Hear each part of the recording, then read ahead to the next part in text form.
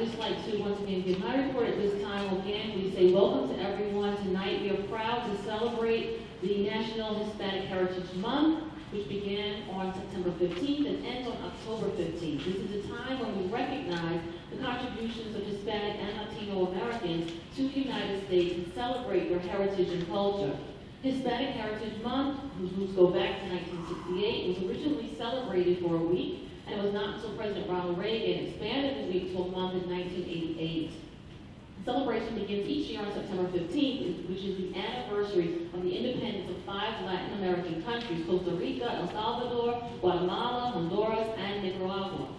This year's Hispanic Heritage Month theme is Hispanic Americans, a history of serving our nation. Long Beach is proud to reflect on Hispanic American service and contributions to the history of our nation and celebrate within our community.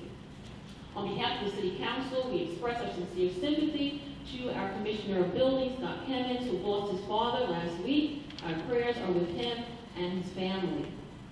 Since our last meeting, I want to provide an update on the Open Government Soprano Open Finance platform as referenced during the City Council meeting on September 3rd. I had the opportunity to actually view the Soprano Open Finance Showcase site along with Dave Fraser, Jamie Roman, as well as our Comptroller Ina Resnick last Friday. The entire council received the update and the link to browse the demonstration site and provide feedback. This platform generates reports that really helps us to establish goals for our departments, programs, as well as initiatives, and then tracks them while simultaneously keeping the residents updated on spending, performance, and progress.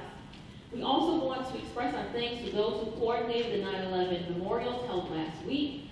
Once again, Councilman Aramo, Mandel, as well as myself attended the evening memorial, and again, we state that we will never forget as a city.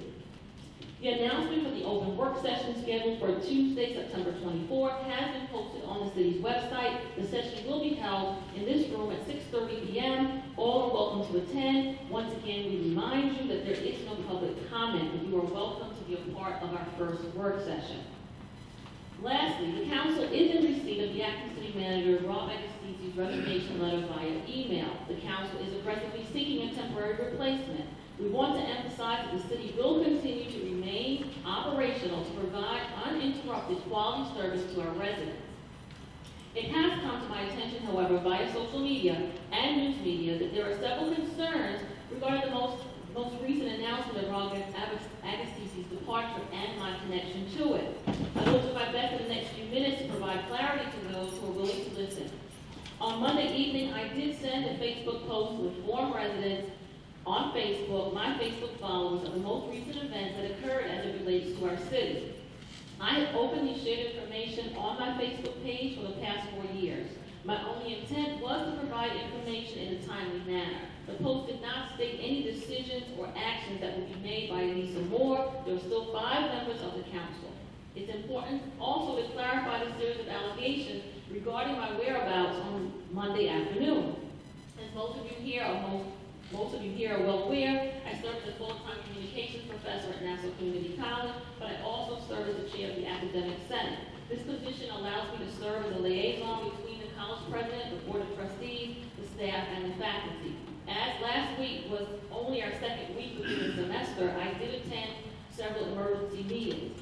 What is important for you to know is that I left Nassau Community College after 2:30 p.m. I was not in this building. I was not at City Hall. I was actually picking up my mother at the Hempstead Long Island Railroad Station for the 3 o'clock meeting. At 3:03, I sent a text to the council majority to state that I was headed to City Hall. Why? Because I had sent an email at 8:53 a.m. requesting that a special city council meeting be held on Tuesday, September 10th, 2019 at 7:30 a.m. I was contacted by the city administration that this request was impossible due to construction. My only purpose for coming to City Hall was to verify this, and I did notify the council majority of my intention. When I arrived at City Hall at approximately 3:36, I stopped by the 5th floor, which is customary, and an envelope was left in my mailbox which contained the separation pay agreement of the acting city manager, Rob Agostini. I shared that information immediately with the entire council via email at approximately 3:36. I left the 5th floor and went to the 6th floor with Commissioner Miranda to review the OEM area and the area designated for the council meeting. We were right in this room, and I took pictures. I took the photos and I left City Hall. I sent those photos to Councilman Bendo and Mandel at 4:16 p.m. I did not call a meeting, I did not conduct a secret group meeting, or whatever other allegations I have been accused of in the past several days. The staff here, they leave at 4 o'clock due to the summer hours, which did not change in terms of the hours for effect. Now, once I saw the separation pay agreement, it was obvious to me at least that a resignation was forthcoming. I didn't have to have a conversation about it. The agreement had been requested in the past. Moreover, during the last meeting on September 3rd, the council majority moved to request the documents, and we were unsuccessful. Second, according to news and social media reports, I was also accused of scrapping outside counsel and being complicit in corrupt actions of those involved in payouts.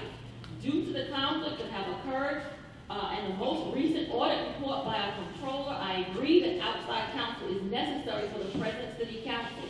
At this time, however, based on the strategy that the outline procedures proposed, I did not feel that it was necessary to move forward with this firm during the proposed special meeting.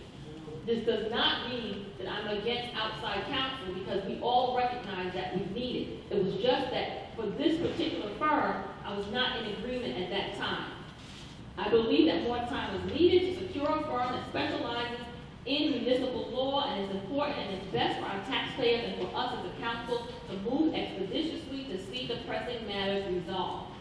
In terms of outside counsel, you also need to know that I did send an email to the entire council asking if they had any interest in meeting with Attorney Capozzolo, and only one member so far has responded.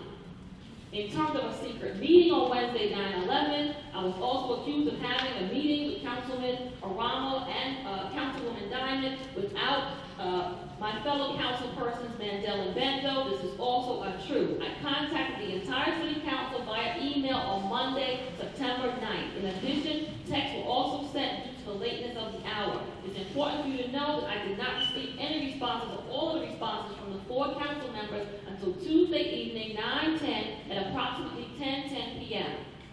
The responses communicated that no one was available to engage in a conference call or meeting until Wednesday evening.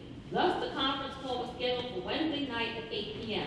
The conference call was initiated with the purpose of including Councilman Bendo because I was aware of the fact that he was on vacation last week. It's important for you to understand that I was not going to state my position on Facebook. Due to the volume of comments, whether they be negative or positive, it was impossible. First, I've never had my actions questioned in that manner before. In times past, I've always been questioned for the rationale for my vote, but my character has never been attacked in 4 years. As City Council President, my vote holds the same weight as my fellow council members. I have not been asked to make any decisions without the council. I have not made any decisions without the council. Since Monday, September 9th, I have emailed in an attempt to address these issues, emails that have gone unanswered or without an official response. Answers are being placed in Newsday and the Herald. The reality is the charter and the code as it stands gives all authority to the city manager. That charter and code was in effect way before Anissa Moore ever came to live in Long Beach. I see firsthand the need to make changes as it relates to the charter, but without 3 council members, we will remain in a dark place during a time when our city needs it the most. Corruption is real, corruption has hurt us, and will continue to hurt us. If we move forward, this is not going to be about Anissa Moore taking any credit. This is about the residents, people who are right here in this audience fighting for years, and good people in government working together to make a positive change that benefits us all. Lastly, the city council, according to the charter, can officially take action through a motion, an ordinance, or by resolution. But this is the place that it has to be done, not via social media. We must be able to move the city forward with legislation and policy. The council meeting is the place to discuss and to debate the issues. The council should bring the voice of the residents that they represent and serve with them to this very forum. If the council does not have a voice in City Hall, then this is not a democracy, this is anarchy. I am also here tonight because I believe that when we meet in this room twice a month in City Hall, we are representing the benefits of being a part of a democracy. As a member of a 5-person structure, Our responsibility is to speak and to represent those who are right here in this room, but we also have to speak for those who are not in this room. Over 30,000 people that remain. And so this concludes my report, and now on to the voting.